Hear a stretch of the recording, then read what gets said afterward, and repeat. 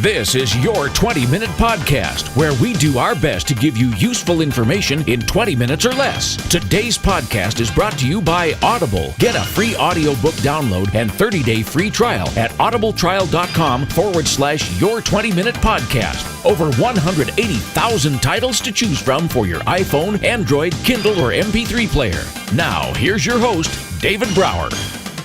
Welcome back to your 20-minute podcast with David Brower. Our special guest today is Clyde P. Riddlesbrood, the founder and owner of the Riddlesbrood Touring Theater Company in New Jersey. And Clyde, a pleasure to have you here. Thank you very much, David. It's a pleasure to be on your show today. I'm looking forward to it. I'm looking at your picture with your purple top hat and cape and evil eyes and wicked goatee and mustache, and that's quite a profile photo staring me down here. I'm not such a bad guy once you get to know me. Outstanding. But I have to use the evil eye on salespeople sometimes. You never know. Been there, done that. I totally get it. So you started with your dad back at a dinner theater and then started your own touring company in 2000, right? That's right. When I grew up, both my parents were involved in the entertainment industry for a long time. I grew up, laying on the, I guess you'd say, bench seat of a restaurant or a bar waiting for my mother to finish her set, and head home around 2:00 in the morning.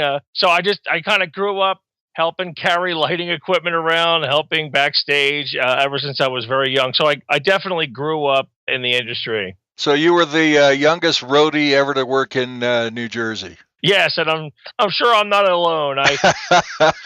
I'm sure there's a lot of entertainers out there that have used their kids as free labor. Absolutely right. But the cool thing about that, I would think, is what you learn just by hanging around with your folks and osmosis and what they may be able to have taught you at such a young age. It almost allows things to be kind of natural, doesn't it? It most certainly does. I mean, ever since a very young age, I spent a lot of time with a bunch of really strange, weird people that love to crack jokes and get in front of people and do anything to get attention. So that definitely probably had an effect on me as I was growing up.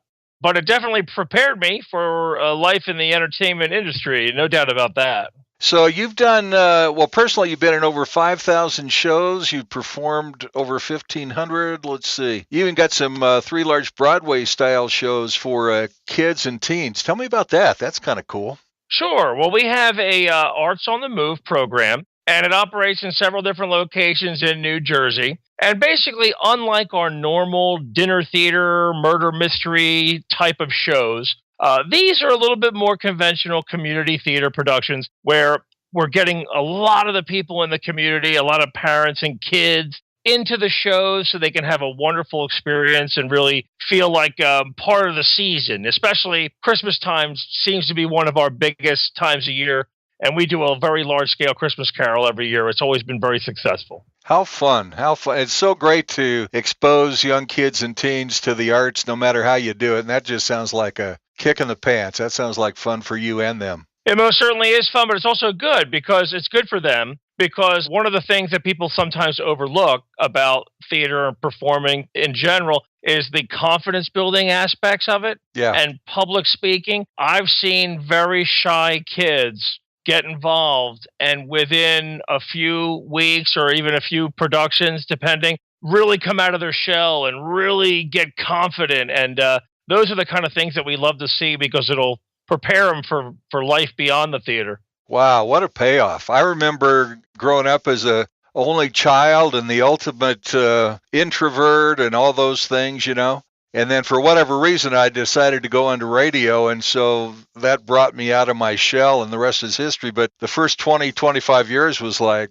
really challenging. So if I could have had an opportunity to be exposed to what you do with these kids, wow, that would have changed my life earlier for sure. Yeah, I mean, especially in this day and age, you really have to be a mover and shaker in order to get things done, and you really got to be able to put your back to the grindstone. And the good thing about theater is you're trained from a very early age to take the idea of a script. It's just an idea. It doesn't really exist. And then within about 8 weeks, you rehearse it, you repeat it, you do it over and over again. And then out of nowhere, you have a whole world. You have a whole entire fake reality, that exists. How cool. You relate what you do, the entertainment, the storytelling, the entrepreneurship. I mean, there's a lot of things that you relate to help business too, right? Yeah, well, that kind of was thrust upon me just by being an entrepreneur. When I first started the company in 2000, I really didn't know what the heck I was doing. I mean, I grew up in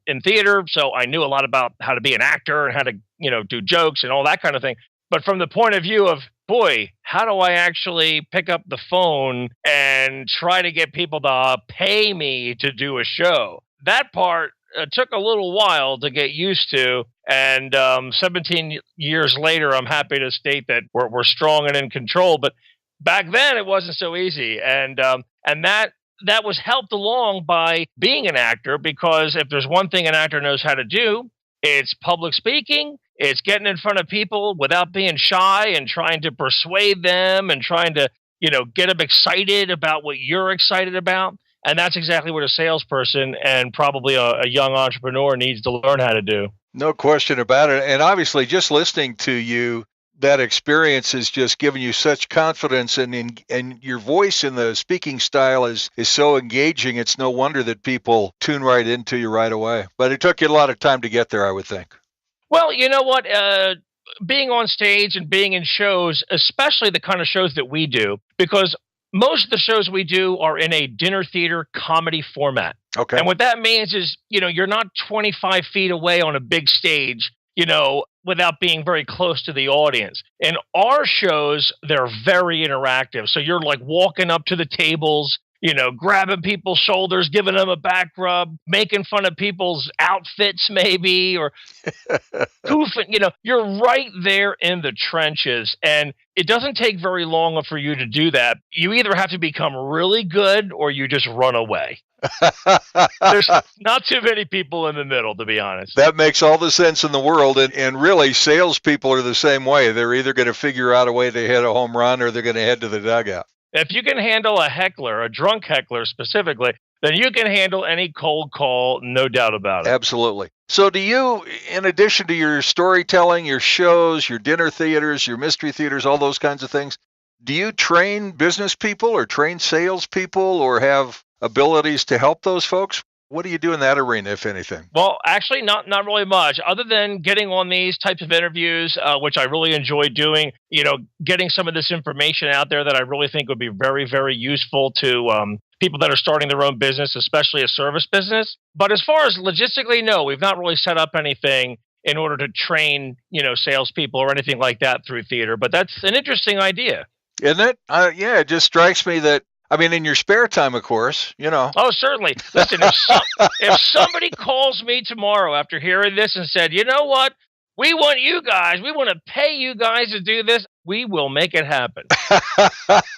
Of that, I am sure. Well, let's talk about small entrepreneurs, service business, those kinds of things. In communities like mine, what do we got? 65,000 people. There's 2 or 3 dinner theaters in the area. There's lots of arts, lots of acting opportunities for kids and adults. And it seems like, and you would obviously know this much better than I, but it would seem like exposing yourself to the arts in that kind of even a classroom environment to help build up your speaking abilities and your confidence would be really important. Yeah, if you are starting off and you have a small business or you're selling a service, or even if you're just a salesperson working for another company, especially maybe if you're a real estate agent or something like that, where you're kind of pretty much like your own business, right? Those types of folks particularly could really help themselves by getting involved with a local community theater or even a murder mystery company or a dinner theater. Because within a short period of time, through repetition, they're going to be forced to be thrown into the lion's den. And, through that process of bubbling over there with the audience and trying to remember your lines and trying to deal with the fact that every once in a while you'll say a joke that might not get a laugh and you'll feel embarrassed. You go through that process and you know what? You're going to come out of it a lot stronger. Because when you go into, in my case, a restaurant and try to explain to them how they could be benefiting from doing a special event like a murder mystery, you're going to be a lot more confident doing that. And that's going to work for you if you're on the phones hitting them every single day calling prospects.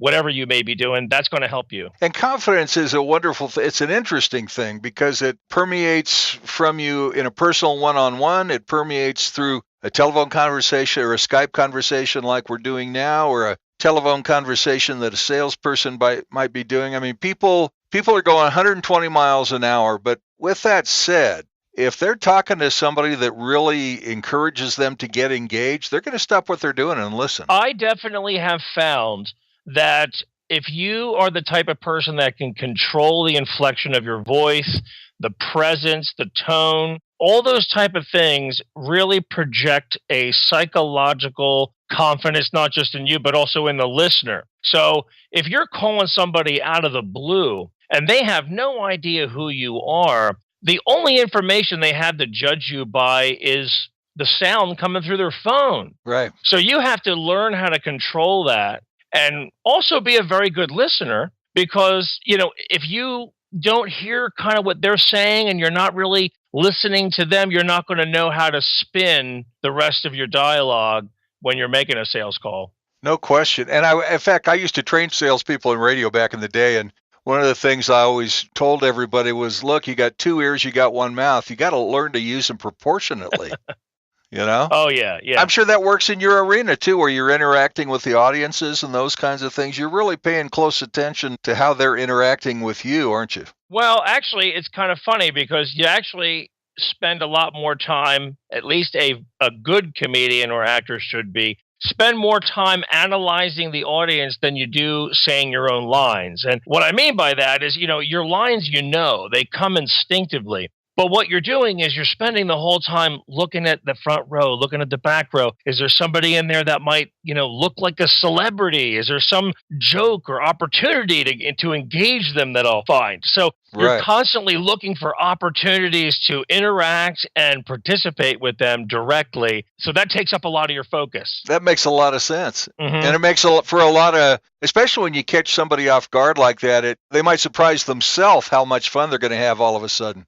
Oh, sure. And you know what? That's why it's so important even for a salesperson to get that skill, because you might call up a prospect and you're talking to them and you in your mind think that, oh, you know what, these guys are going to be perfect for this product or this service. But then if you're not paying attention, they may have given you clues that wouldn't work for them, but this other thing that you do would. And if you're not paying attention, you won't pivot and say, you know what, you're right. Actually, we have this other thing that would probably work great for you guys too. Absolutely. You have to listen. Absolutely right. How about writing? How does that help you stay focused or help business people stay focused on their success? Well, I think writing for me, besides being therapeutic, in a way, you get your thoughts out on paper. I think the biggest, most important benefit from writing is clarity of thought, because a lot of entrepreneurs, they may have a great idea, but you know what? When you sit down and start trying to write out on paper what you do, you learn that you really don't know a whole lot about what you thought you knew, because you can't even get it out. So the process of writing it down, especially like not even a full business plan, but just a decent little narrative about what you do, how the process is of doing your service, driving to the client, getting out of the van, getting your equipment together, whatever it may do, writing it down really makes sure that you know exactly what you're doing and you can predict in the future how a possible booking or an event or a gig or whatever it might be, how that will go. Makes perfect sense. And the other thing, too, I would think, if you are an entrepreneur and you find yourself having some success and bringing on a few employees, I mean, having something written down that illustrates exactly how you feel about the business so you can easily convey that to them and make sure you're able to get them on the same page with you would be invaluable. Yeah, I mean, and how many times has it ever happened to you where you have an idea and you're pretty sure you know the in and out of your idea, but then when you start telling somebody else the idea, you realize that you have to make up some things on the fly. Right. And sometimes at the end of that, you're like, boy, I'm glad I told that person that story because now I know it even better than I did before, Well, and that's where the storytelling comes back in, doesn't it? Yeah, certainly. And, people, it's been proven that people receive information and really internalize it a lot better when the information is conveyed through the channel of a story. That makes sense. And not unlike, how did we learn the alphabet, with music, right? And so the arts has always been in some way, shape, or form real important to how we learn and how we communicate. Yeah, and honestly, the very same fundamentals that work when you're trying to entertain a crowd are often the same fundamentals that you're going to use when you're doing a pitch, or if you're working with a client, or if you're going to a chamber of commerce and you're the speaker and you're trying to, get them to give you a sponsorship or whatever the case may be. Right. Telling things through a story is going to be more effective than sitting there and giving them bullet points. That's going to be boring. But if you can say, you know what, that reminds me, 3 weeks ago I had a client and blah, da, da, da, da, da, da, da. If you can put it to them in that way, they'll be much more engaged and they'll remember it. No question about it. The last thing you want to do is be a human PowerPoint presentation. Yeah, that won't get you anything. Yeah, I've sat in front of a couple of those guys. So it's fascinating, man. I wish we were closer so I could see some of your shows. We love going to dinner theater and we love supporting the arts. And I just really admire what you've been able to do with your family and owning your own company in 2000. And I truly appreciate you sharing your experience on how that can help business people. Thank you. And it's been a pleasure. And listen, you might still be able to see a show. If you have any super rich millionaire friends, just tell them to hire us. We'll fly out there and we'll do a great show right in your area. Put it in my backyard. There you go. Our special guest has been Clyde P. Riddlesbrood, of the Riddlesbrood Touring Theater Company in New Jersey. And what a wonderful conversation. What a great life you're enjoying, man. And thanks for sharing some of those stories with us. Really enjoyed it.